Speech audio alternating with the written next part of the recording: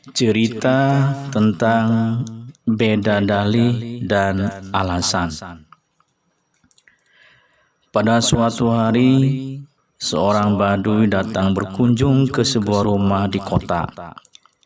Ia disambut dengan ramah oleh tuan rumah yang telah dikenalnya sebagai sahabat lama.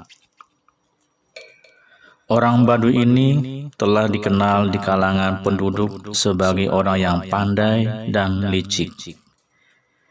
Ketika waktu makan tiba, orang Baduy tadi diajak makan bersama dengan keluarga tuan rumah.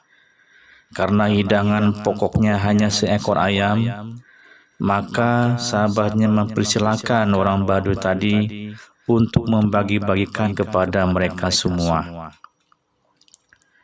Saya tidak pandai membagi, tetapi kalau Anda rela dengan pembagian saya akan membaginya, kata orang Baduy. Setelah semuanya menyetujui, akhirnya ia mulai membagi.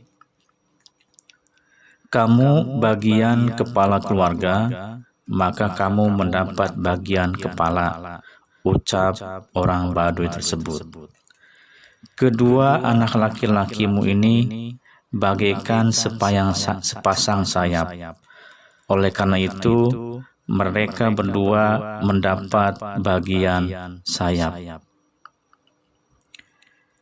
Kedua putrimu ini bagaikan pengiring bagimu, maka mereka berdua mendapat bagian kaki.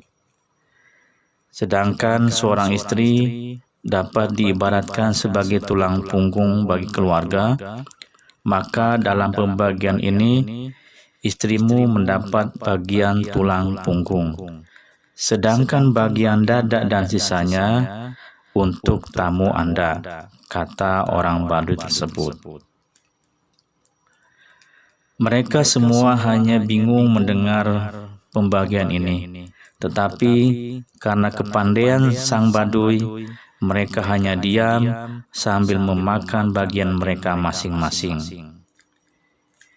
Keesokan harinya, tuan rumah sengaja menyediakan 5 ekor ayam untuk dihidangkan, karena ia ingin mengetahui kepandaian dan kelicikan tamunya itu. Setelah ke-5 ekor ayam itu dihidangkan, tuan rumah berkata, "Silakan Anda bagi ke-5 ekor ayam ini untuk kita." Saya menyangka kalian tidak akan menyuruh saya membagi lagi karena peristiwa kemarin, kata orang Baduy. Tidak apa-apa, sekarang bagilah.